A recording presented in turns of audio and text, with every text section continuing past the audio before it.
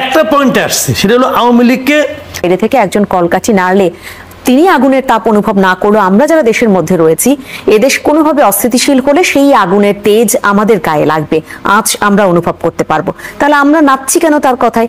এটা একটা প্রশ্ন। এবং সেই প্রশ্নটার সাথে আমি আরেকটু কিছু কিছু বিষয় জানতে চাই আপনার কাছে। সেনা প্রধানের যে বিষয়টা সামনে চলে আসলো, হাসনাত আব্দুল্লাহ প্রথম ফেসবুক পোস্ট দিলেন, কিন্তু সেখানে কিন্তু একটা প্রশ্ন উঠেছে। সেনা সদর থেকে পরবর্তীতে যে ব্যাখ্যাটা দেয়া হয়েছে বা যতটুকু স্পষ্টতা আনা হয়েছে, সেটা দেয়া হয়েছে নেত্র নিউজকে, সেটাও কিন্তু দেশের বাইরে। তাহলে দেশের পত্রিকাগুলো কেন তার সাক্ষাৎকার নিল না বা সেনা সদরের বক্তব্য শুনলো না? এটাও কিন্তু একটা প্রশ্ন আকারে থেকে গেল। না, এটা হলো কি ব্যাখ্যা যেটা তারা নেত্র নিউজ দিয়েছে, এই ব্যাখ্যাটা আমাদের মিডিয়া কেন চায় নাই? আমাদের মিডিয়ার উচিত ছিল মানে আপনার সেনা সদরের সঙ্গে যোগাযোগ, সেটাই মানে সেটাও কেন দেশের বাইরে? হ্যাঁ, ওনারা যোগাযোগ করেন নাই, নেত্র নিউজ যোগাযোগ করেছেন। যোগাযোগ তো করতে হয়। এখন আরেকটা জিনিস আছে, যোগাযোগ করারও তো একটা লাইন ঘাট লাগে। তো আমাদের সাংবাদিকদের মধ্যে এই লাইন ঘাটটা কেন ছিল না, এটা আমার জন্য একটা খুব একটা হতাশার ব্যাপার। আবার বিপরীত দিকে আমি আরেকটা কথা বলি, সেনাবাহিনীর কিন্তু একটা মানে আপনার প্রতিষ্ঠান আছে, আইএসপিআর বলে যেটাকে, হ্যাঁ, তারা মাঝে মাঝে বিভিন্ন রকম আপনার দেয়, ব্যাখ্যা দেয়, দেয়। তো এখন হাসনাত আব্দুল্লাহর এই স্ট্যাটাস নিয়ে যখন মানুষের মধ্যে একটা আপনার বিভ্রান্তি তৈরি হয়েছে, একটা ধূম্রজাল তৈরি হয়েছে, তখন আমি তো মনে করেছিলাম যে আইএসপিআর একটা ব্যাখ্যা দিবে, কিন্তু আইএসপিআর কেন ব্যাখ্যা দেয় নাই, এটাও আমার কাছে একটা মানে আমি দেখেছি আইএসপিআর না খুব একটা প্রম্পট রিয়েক্ট করতে পারে না। ওরা মানে ধীরে ধীরে আসতে হয়তো দেখা যাবে 4 দিন 5 দিন পরে তারা একটা ব্যাখ্যা দিবে। তো ভাই ওই ব্যাখ্যায় তো কাজ হচ্ছে না, এখন তো যুগ পাল্টে গেছে, এখন তো আপনার মানে মানুষের যোগাযোগ মাধ্যম তো খুব দ্রুত হচ্ছে। তবে এই ভালো যে 2 দিনের মাথায় সেনাপ্রধান নিজেই একটা মিটিং করেছেন। সেই মিটিং অবশ্য আপনার সেই মিটিংয়ের কিন্তু সাংবাদিকদের জন্য ওপেন ছিল না, এটা ওনাদের ইন্টারনাল মিটিং ছিল। বাট সেই ইন্টারনাল মিটিংয়ের খবরও বাইরে চলে এসেছে, যে খবরটা হয়তো বাইরে গেছে, যেভাবে এসেছে ভালো এসেছে, আমি ওটাকে খারাপ বলবো না, কিন্তু এটা আমাদের, আমি মনে করি আমাদের মিডিয়ার ব্যর্থতা। তাদের এটা উচিত ছিল যোগাযোগের ব্যাপারটা সংগ্রহ করা, যোগাযোগ কেন পারে না, এটা তাদের ব্যর্থতা। এটা একটা প্রশ্ন। আর প্রথম যে অংশটা ছিল যে দেশের বাইরে থেকে যদি সত্যিই কেউ এরকম আমাদের নাচানোর কাজটা করে থাকে বা তিনি একটা এখানে আগুন লাগিয়ে দিলেন, আপনি যেটা বললেন, সেরকম যদি আমরা অনুভব করি, তাহলে তার কথায় আমরা কেন আসলে সেই নাচে অংশ নিচ্ছি? শুনেন, একটা জিনিস হলো কি, আমি আপনাকে তাহলে একটু পিছন থেকে বলি। এই ভদ্রলোক মেধাবী লোক, কোনো সন্দেহ নাই, আমি ওনার নাম ধরে বলি, উনি পিনাকি ভট্টাচার্যের কথা বলছেন, উনি মেধাবী লোক, পড়াশোনা আছে প্রচুর, বলেন ভালো, মানুষকে প্রভাবিত করতে পারেন, এগুলো ওনার গুণ। বাট আমি বলবো উনি ডিরেইল হয়ে গেছেন, এটা হলো আমার বিবেচনা। এই লোকটা কিন্তু হাসিনা সরকারের আমলে, হাসিনা সরকারের যে দুর্নীতি, তার যে গণতন্ত্র বিরোধী আচরণ, তার ব্যাপারে এই ভদ্রলোকের ভূমিকা ছিল অসাধারণ।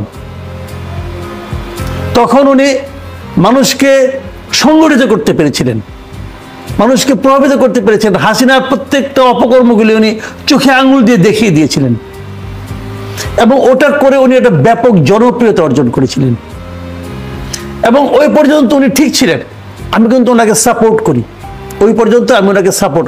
তখন ওনার ভাষা নিয়ে আমার আপত্তি ছিল, ওনার বাচন ভঙ্গি নিয়ে আমার আপত্তি ছিল, অশ্লীল কথাবার্তা, অশ্লীল শব্দ চয়ন নিয়ে আমার আপত্তি ছিল। বাট আমি তখন ওনাকে পছন্দই করতাম, যে উনি মানে একটা জিনিস মনে করেন, যদি একটা তথ্য একটা কম শিক্ষিত লোকের হাতে পড়ে, একজন শিক্ষিত লোকের হাতে পড়ে, তাহলে শিক্ষিত লোকের যদি প্রেজেন্টেশনটা ভালো, শুনতে ভালো লাগে না?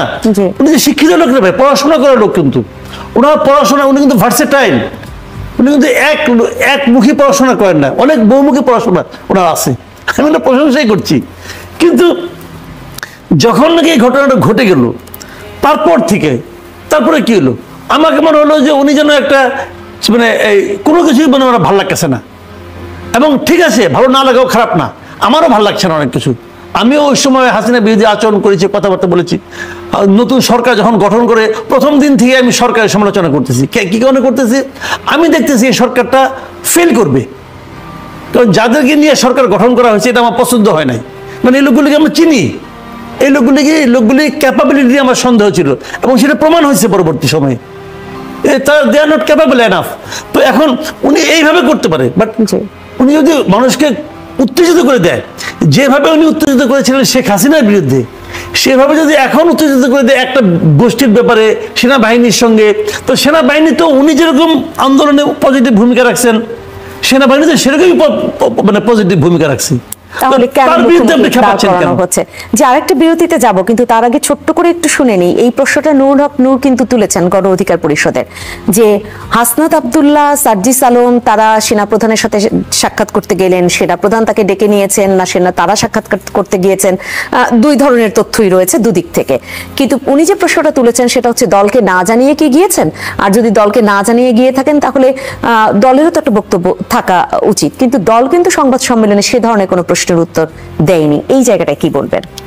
না, এখানে যে জিনিসটা হচ্ছে কি, এটা তো এর মধ্যে মানে আপনার হয়ে গেছে, প্রকাশিত হয়ে গেছে যে সেনাপ্রধান ওনাদের ডাকেন নাই।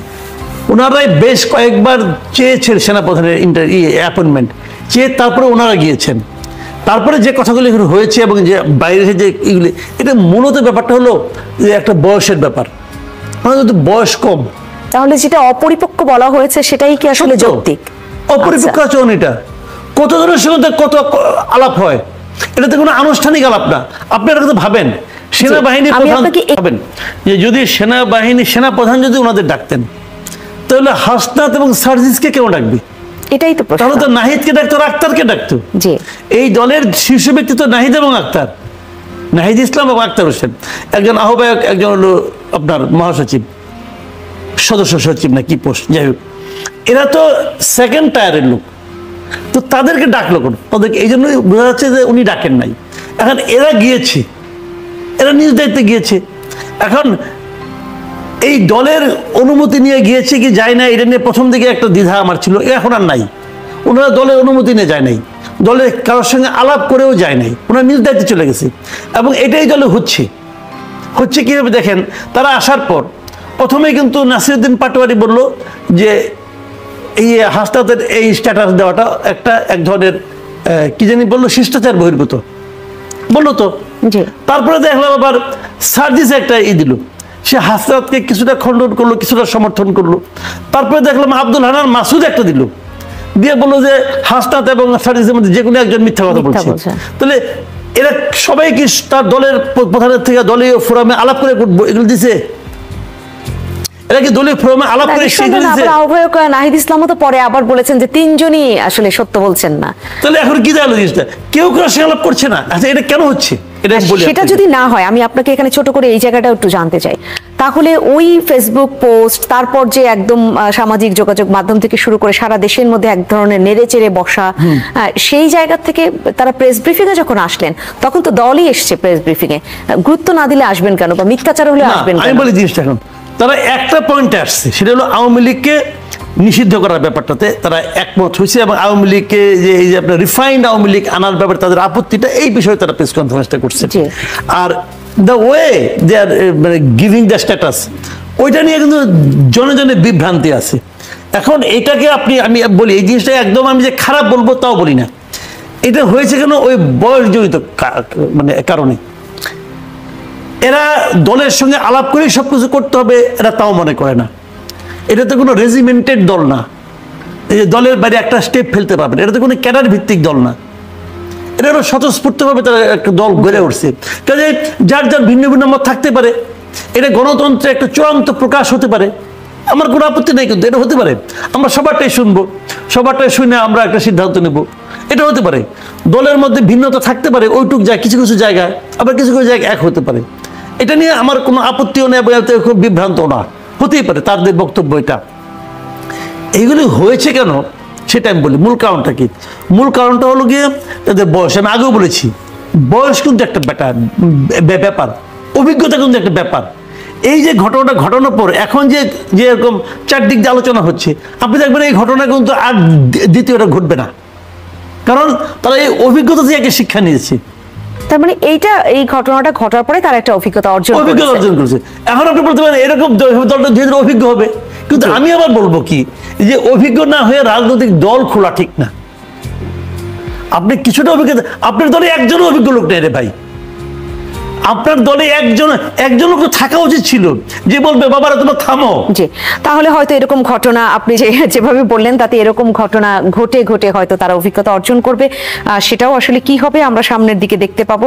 আমি একটু যেতে চাই জাতীয় ঐকমত্য কমিশন এবং সেই যে বৈঠক শুরু হলো, আলাপচারিতা, সেখানে মতামত জমা পড়লো একের পর এক, প্রত্যেকটা রাজনৈতিক দলের সাথে বৈঠক হবে জাতীয় ঐকমত্য কমিশনের। সেটাকে আপনি কিভাবে দেখছেন? রাজনীতিতে সেটা আসলে কত বড় ভূমিকা রাখতে যাচ্ছে ঐকমত্য গঠনে? এই ঐকমত্য গঠনটা হলো কি, আমার কাছে এটা মানে ভালো, একদম খারাপ বলবো আমি, একদম সবকিছু উড়াই দিব তা বলছি না, এটা ভালো। বিষয়টা হলো কি যেভাবে এটা অগ্রসর হচ্ছে, এটা হলো কি যে ইউনিভার্সিটির ক্লাসে যেভাবে পড়ানো হয়, মানে আলী রিয়াজ মূল ব্যক্তি। আলী রিয়াজ সাহেব উনি তো একটা ইউনিভার্সিটি টিচার, আমেরিকার নাগরিক, উনি আমেরিকা থেকে আসছে, আমাদের দেশে গণতন্ত্র দিবে কিভাবে আল্লাহ জানে। আমাদের দেশের লোকজনও দেখলাম যে আমাদের পলিটিক্যাল পার্টিগুলো মেনে নিচ্ছে আবার ওনাকে। ওনার কি অভিজ্ঞতা আমি জানি না, ওনার সর্বোচ্চ অভিজ্ঞতা হলো উনি একসময় যে পলিটিক্স করতেন স্টুডেন্ট লাইফে, ওই পলিটিক্স আবার আমিও করতাম, এবং একসময় উনি আমার টিচারও ছিলেন সরাসরি। উনি তো জার্নালিজমের টিচার ছিলেন, পরে পলিটিক্যাল সায়েন্সের টিচার হয়েছেন, এখন সংবিধান বানাচ্ছেন একটা দেশের, এবং দেশকে সংস্কারের জন্য উনি মূল দায়িত্ব নিয়ে বসে আছেন এখানে। তো এটা এই দেশের দলগুলো, পলিটিক্যাল পার্টিগুলো কিভাবে মানবে আমি জানি না। তো তারপরে উনি যে প্রশ্ন উত্তর দিয়েছেন, টিক চিহ্ন দেন, হ্যাঁ বলেন, না বলেন, আংশিক হ্যাঁ আংশিক না, কি কি ক্যারিকেচার উনি করতেছেন, আবার অনেকে তো লিখিতও দিয়েছে, লিখিতও দিচ্ছে। তো এর মাধ্যমে সব মিলিয়ে উনি কিভাবে কি করবেন আমি জানি না, কিন্তু আমার কেন যেন মনে হচ্ছে এগুলোর মাধ্যমে নির্বাচনকে বিলম্বিত করার, আরো দীর্ঘায়ী নির্বাচনটাকে আরো পিছিয়ে দেওয়ার একটা চেষ্টা আলটিমেটলি হতে পারে। জি, জিস্টাকার এখানে আপনি বললেন, আমরাও শুনে নিলাম আপনাকে, জাতীয় যেটা একদম গণমাধ্যম এবং সেই গণমাধ্যম সংস্কার কমিশনের যে রিপোর্ট জমা পড়লো, সেই জায়গাটা একটু শুনতে চাই ছোট করেই, কারণ সময়ও একেবারেই নেই। কিন্তু আপনি যেহেতু একজন গণমাধ্যম কর্মী বা এই যদি বলি এই জগতে দীর্ঘ বছর কাজ করেছেন, এখনো আছেন এই সমস্ত গণমাধ্যমের একদম তথ্য সাথে, সেই জায়গায় কি বলবেন? সেই সংস্কার কমিশনের রিপোর্টগুলো আপনি নিঃসন্দেহে দেখেছেন, যতটুকু দেখবার সুযোগ হয়েছে একটু শুনতে চাই। আমি এই রিপোর্টটা পুরোটা দেখিনি। জি, পুরোটা দেখিনি, এখানে আমি পুরোটা দেখার আমার আগ্রহী হয় নাই। আমি দুই একটা রিপোর্ট দুই এক জায়গায় পড়েছি, দুই একটা পত্রপত্রিকা দুই একটা পয়েন্ট নিয়ে পড়েছি, আমি পুরোটা দেখবো। কারণ এটা যখন প্রথম করা হয় তখন আমার এই কমিশনের যারা সদস্য, যিনি প্রধান, এদের কাউকে আমার পছন্দ হয় নাই, আমার মনে হয় নাই। সে কি দেশের বাইরে থেকে এসেছেন কামাল আহমেদ, এই জন্য বলছেন যে অবশ্যই হয়নি? অবশ্যই উনি বাংলাদেশের মিডিয়ার কি বুঝেন, মানে দেশের মধ্য থেকে কেউ প্রধান হলে ভালো। অবশ্যই, কারণ উনি তো বাংলাদেশ, ভাই আপনি তো একটা প্রবলেমের মধ্যে, প্রবলেম তো আপনি ফিলই করতে পারবেন না, আপনি প্রবলেমটাকে ফিলই করতে পারবেন না। ওই যে ছোটবেলায় পয়েন্ট নাই যে কি যত না বিষে বুঝি বেশে কিসে, কবু আসি বিষে ধ্বংসে নিজারে। যাকে সাপ কামড় দেয় নাই সে সাপের বিষের ব্যথা বুঝবে না রে ভাই, উনি বুঝছেন? আবার দেশের মধ্যে উনি কি জানেন এই দেশের মানুষ যে 10,000 টাকা বেতন পায়, অনেক সাংবাদিক, উনি জানেন এটা? 10,000 টাকা বেতন পাওয়ার পর হয়তো জানেন, ওনাকে বলছি 10,000 টাকা বেতন পাওয়ার পর কি অনুভূতি হয় একটা সাংবাদিকের, এটা উনি বুঝবেন, জীবনেও বুঝবেন। কিন্তু এই আলাপটাও তো আছে যে দেশের মধ্য থেকে যদি কেউ আবার কাউকে বানানো হতো, তাহলে তাকে বিড়ালের কাছে মাছ পাহারা দেবার মতো ব্যাপারটা ঘটতো কিনা। তাহলে দেশের সমস্ত মন্ত্রী বিদেশ থেকে নিয়ে আসেন, নিয়ে আসেন। ভাই আমার প্রবলেম আমি সলভ করব, ভুল করতে করতে সলভ করব, ভুল করব আবার আমি আবার ঠিক করব। একদম আমার দেশে গ্রহণযোগ্য লোক ছিল না, এটা মনে করার কোনো কারণ নাই, ছিল, খোঁজা হয়েছে, কে খুঁজছে, ওরা আলাপ বাদ দেন। তারপরে যাদেরকে নিছে, এদের এখানে অনেকগুলি আমার কলিগ আছে, তাদের কোয়ালিটি, তাদের ক্যালিবার তো আমি জানি, এরা একটা কিন্তু ঠিক করে দিব। এবং দেখেন আপনি এটা নিয়ে কি হয়, দেখেন কয়দিন যায়, কেউ মানবে না তো।